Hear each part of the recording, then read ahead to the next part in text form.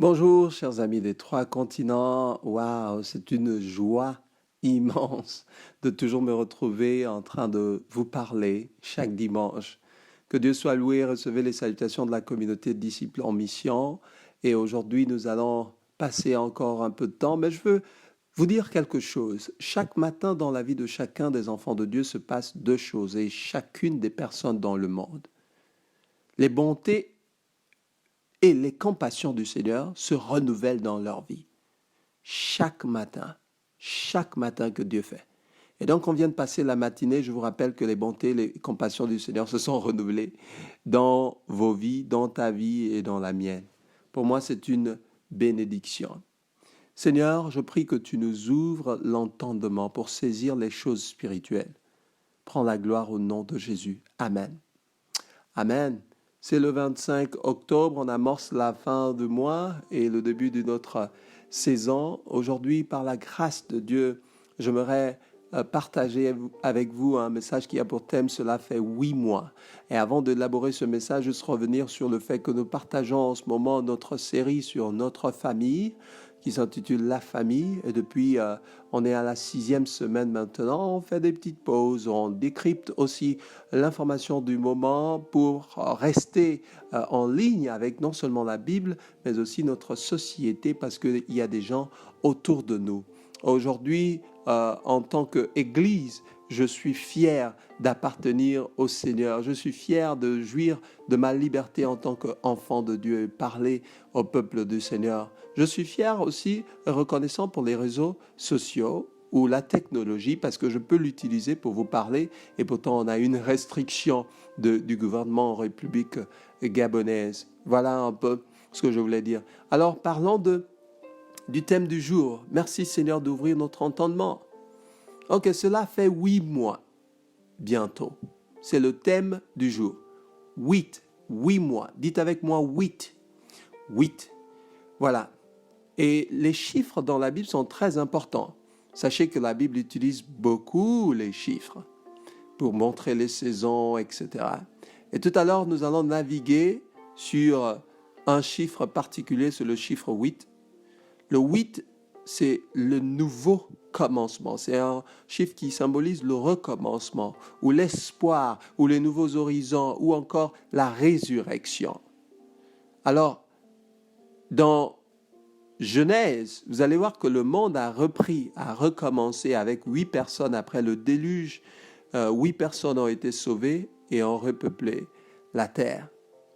Vous allez le constater aussi que le Seigneur Jésus est exactement ressuscité 8 jours après avoir été choisi pour être sacrifié pour l'humanité. Vous allez aussi retenir que 8 fois, le Seigneur Jésus est apparu à plusieurs personnes, qu'il s'agisse des disciples, des croyants ou encore de Marie de Magdala avant son ascension. Il l'a fait 8 fois. Vous allez remarquer aussi que dans la culture juive et même dans la Bible, 8 jours après la naissance, un enfant mâle devrait être circoncis.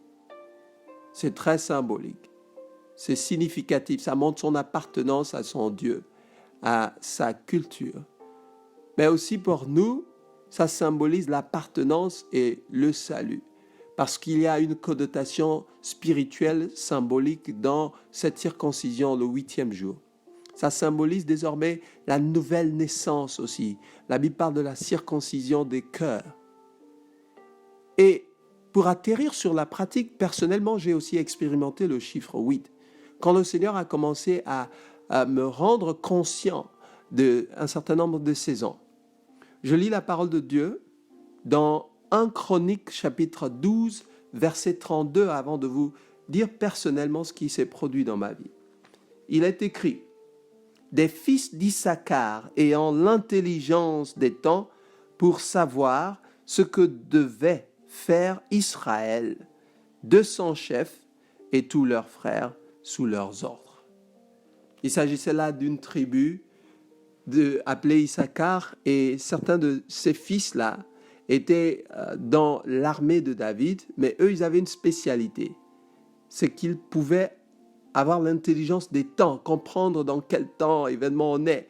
C'est comprendre aussi les époques, les événements, aussi les chiffres, les saisons. Particulièrement, avant de m'étendre sur cela, je vais vous dire ce qui s'est passé dans ma vie avec le chiffre 8, par la grâce de Dieu.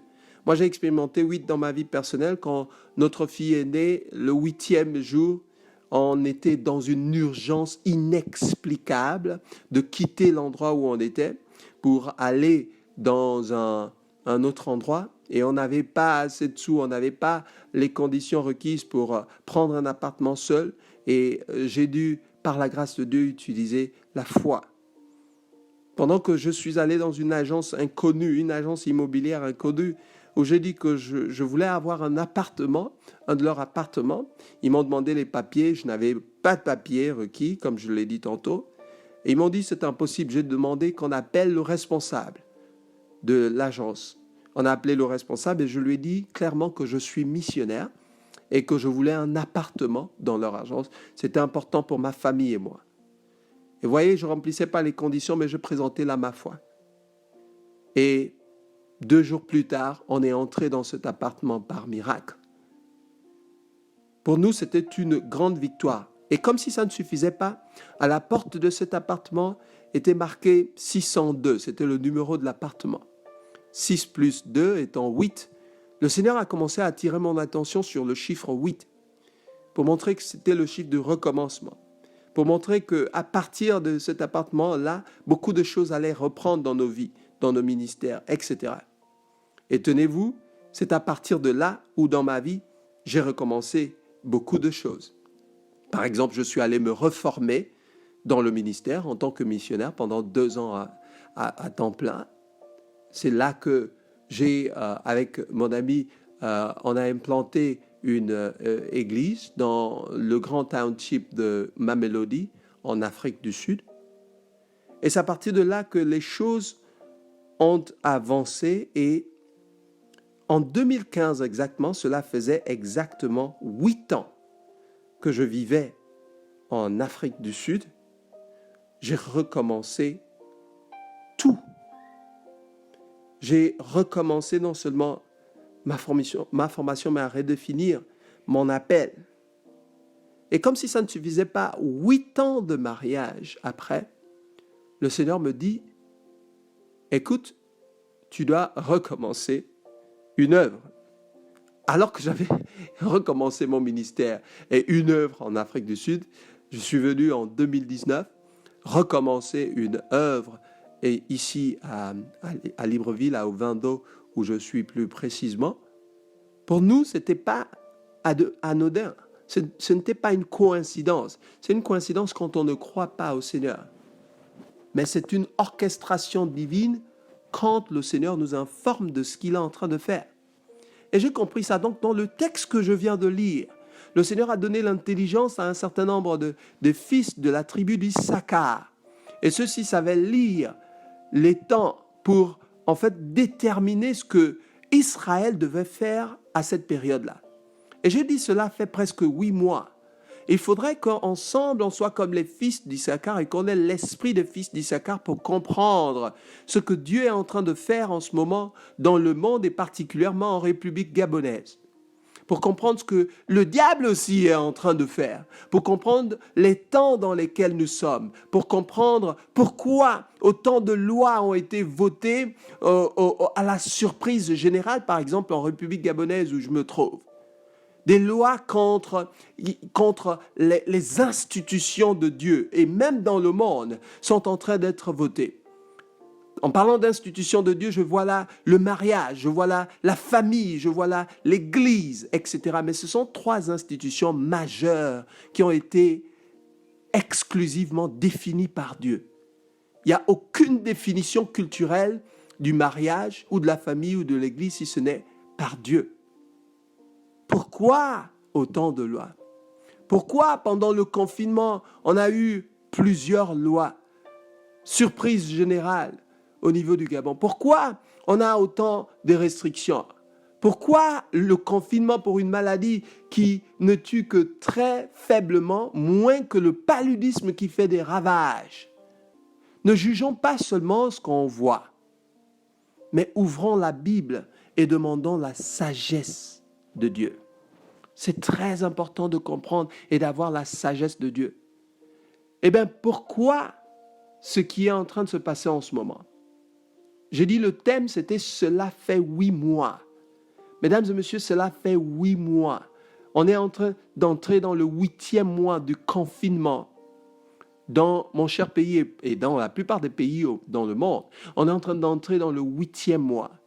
Et c'est un mois de recommencement, je vous le dis.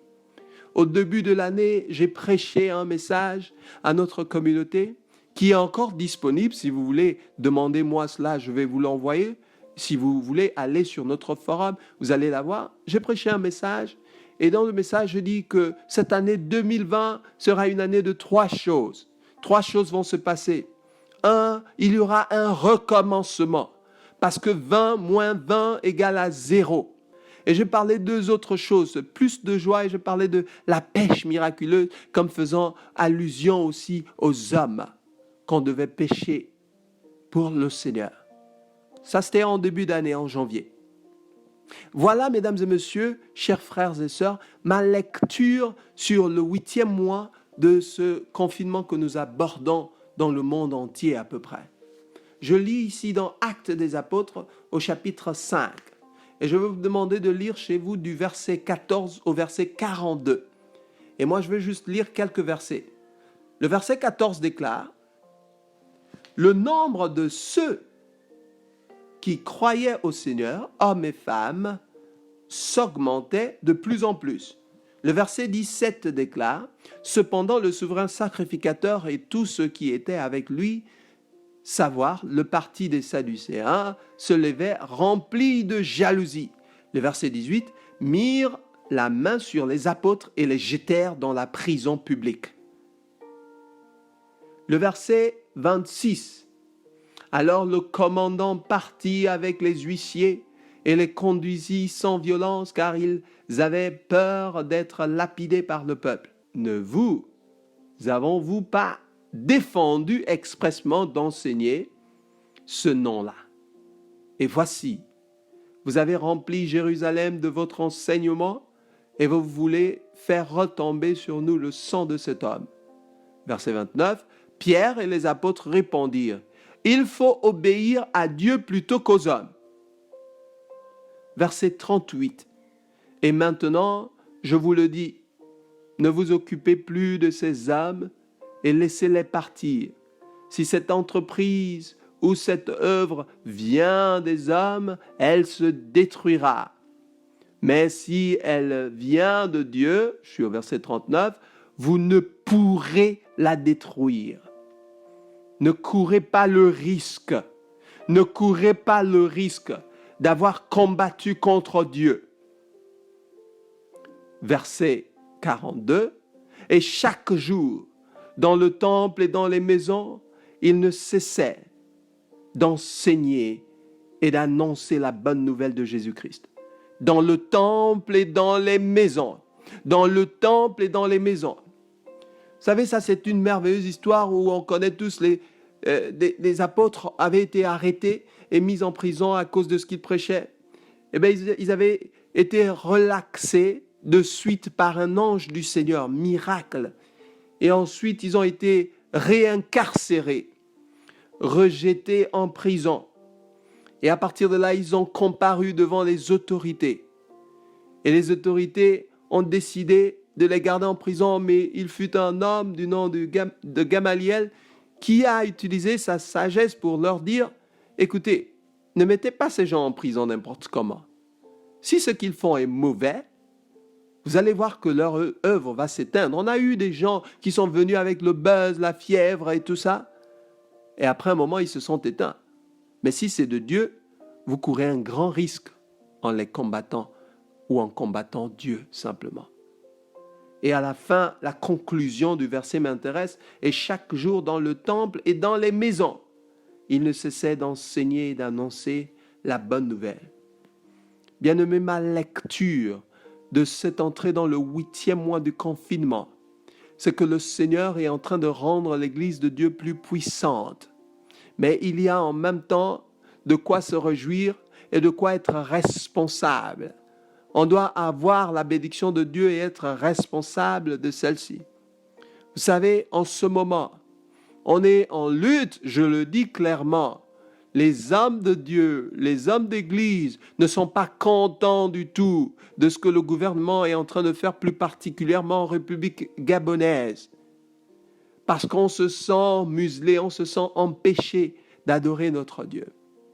Mais est-ce que vous savez que c'est impossible? Et je l'ai décrit dans mon sermon précédent, et je vais encore le dire sur la base de cette histoire que je viens de lire. Quand on essaie d'empêcher ce que Dieu est en train de faire, on combat contre Dieu et on court le risque. Un des sages gouvernants de l'époque a dit aux autres que c'était un grand risque de combattre ce qui vient de Dieu. Si ça ne vient pas de Dieu, quand on le combat, il n'y a aucun risque. Mais c'est un risque de combattre ce qui vient de Dieu.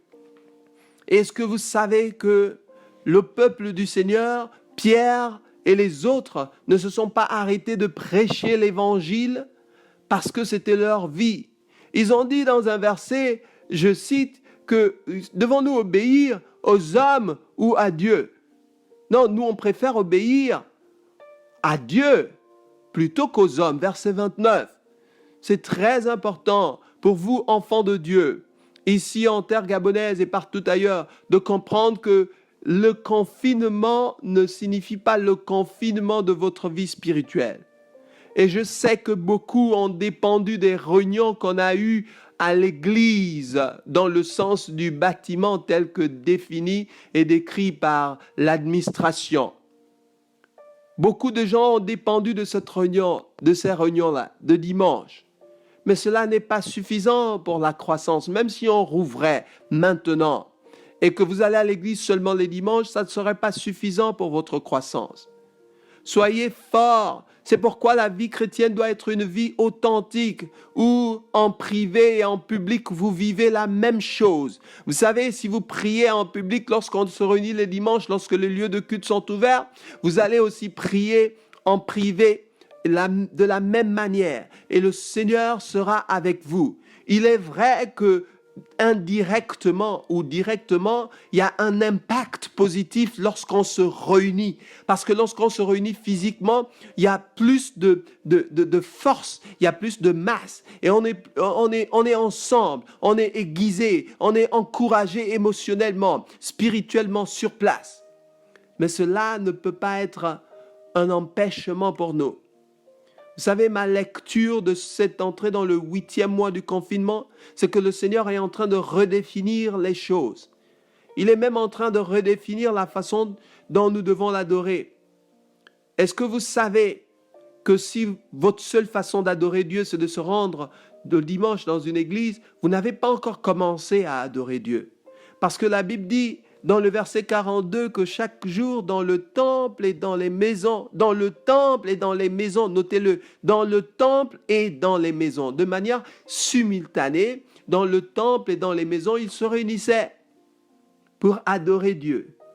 Il est temps que l'on sache que si le gouvernement maintient les lieux de culte officiellement fermés jusqu'à ce que la pandémie puisse disparaître, ce que je soupçonne d'un mauvais œil, tenez-vous bien, l'enfant de Dieu ne peut pas être empêché. Il doit continuer de prier. Même dans nos maisons, nous ne devons pas nous arrêter. Ce n'est pas la fin du monde. Dans beaucoup d'endroits, j'ai des nouvelles de mes amis missionnaires dans beaucoup d'endroits. Ils sont carrément empêchés, mais ils continuent. Ils poursuivent toujours la lutte. Nous allons réclamer devant le gouvernement et leur dire « Ouvrez les lieux de culte ». Mais pendant ce temps, nous n'allons pas faiblir dans nos foi. Nous allons continuer de prier dans nos maisons. Nous allons continuer de faire confiance à Dieu. Nous allons continuer de prêcher la bonne nouvelle. Et ma prière, c'est que on comprenne comme les fils d'Issachar le temps dans lequel nous sommes, ce que les opérations du diable en ce moment, de l'ennemi en ce moment, les tactiques, les techniques de l'ennemi pour essayer d'éteindre la flamme du croyant, pour essayer d'éteindre son espoir. Nous devons continuer, poursuivre la prière, poursuivre l'évangélisation, parce qu'il y a plusieurs formats de retrouvailles. Et un des formats, c'est le temple, oui. Un autre format, c'est les maisons. C'est les maisons. Dans nos maisons, aucune police ne peut venir nous interdire de prier. Écoutez, le Covid ou la Covid ne peut pas se répandre dans des gens d'une même maison si tous sont négatifs. L'Église de Dieu doit comprendre qu'elle peut se retrouver à la maison en train d'adorer. Je ne suis en aucun cas en train d'applaudir les mesures de restriction du gouvernement. J'en suis contre. Mais je dis, on ne peut pas être dans l'attentisme. On doit rester en train de prier. En même temps qu'on réclame à ce que les lieux de culte soient ouverts, on reste en train de prier dans nos maisons. Pourquoi ça ressemble à comme si le lieu du culte, le lieu public du culte est le seul endroit où on doit se réunir? Ça, de l'autre côté, c'est quelque chose qu'on doit rectifier. Et dans ce 8e mois de redéfinition, le Seigneur est en train de redéfinir la manière dont nous devons faire l'Église. Nous devons adorer Dieu. Nous pouvons adorer Dieu chez nous. Et le Seigneur va toujours ajouter des personnes dans sa maison.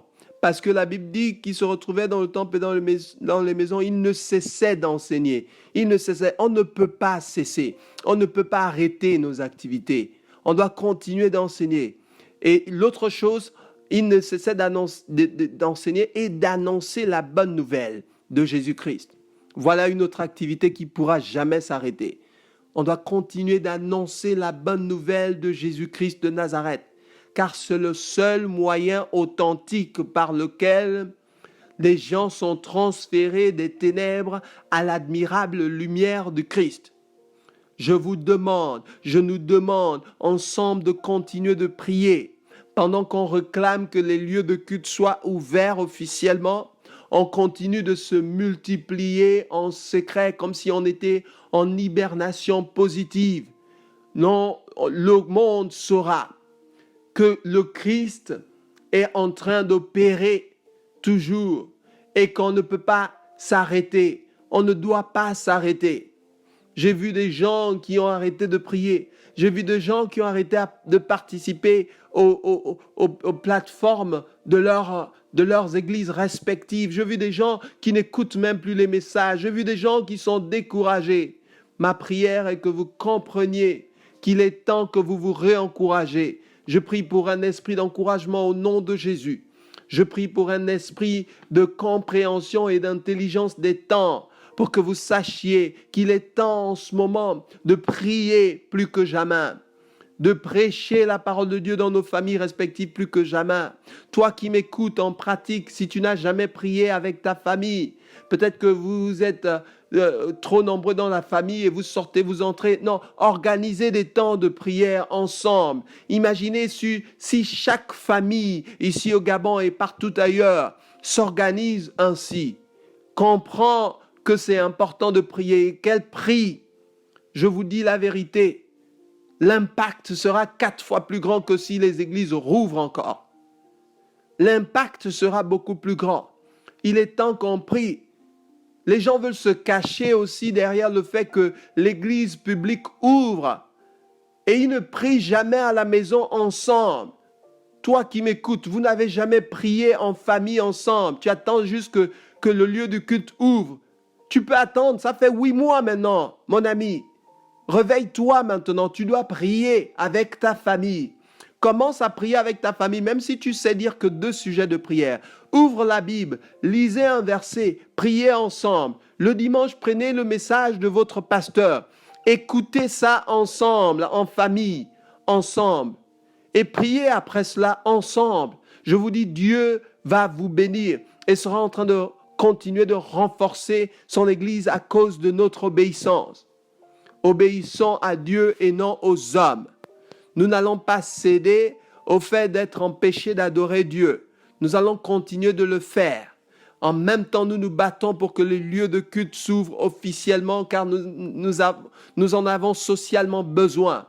C'est une aberration qu'une autorité publique déclare que l'Église est une activité inessentielle. C'est un péché. C'est une déclaration de guerre contre le Seigneur. On ne peut pas faire de telles déclarations. L'Église est puissante. L'Église est une activité essentielle. Comme personne ne peut vivre en autarcie, comme l'être humain est un être social, l'Église est plus que sociale, elle a un aspect social, elle a un aspect spirituel. Elle est essentielle pour notre vie, elle est essentielle pour notre définition en tant qu'enfant de Dieu. Elle est l'institution du Seigneur Jésus. Je prie qu'on comprenne, qu'on se redéfinisse et qu'on continue de s'adapter aux saisons en comprenant dans quelle saison nous sommes et qu'on prie ensemble. Que Dieu vous bénisse. Que le Seigneur mette dans vos cœurs de pratiquer ces messages immédiatement. Retrouvez-vous en famille et priez. Que Dieu vous bénisse. Cela fait bientôt 8 mois. Le Seigneur est en train de recommencer beaucoup de choses. Mais vous savez quoi? Il a tout recommencé depuis, il vous attend. C'est à vous de vous repentir, de quitter de l'attentisme et de l'inactivité pour entrer dans la vraie spiritualité. Priez chez vous, en communauté, dans la maison, avec celui-même qui est à côté. On vit dans un pays très communautariste. Priez ensemble et Dieu va vous honorer et honorer ses enfants dans notre terre. Ce message ne peut être pas populaire, mais il est pour toi. Que Dieu te bénisse durant cette semaine et jusqu'à ce qu'on se retrouve la fois prochaine. Amen.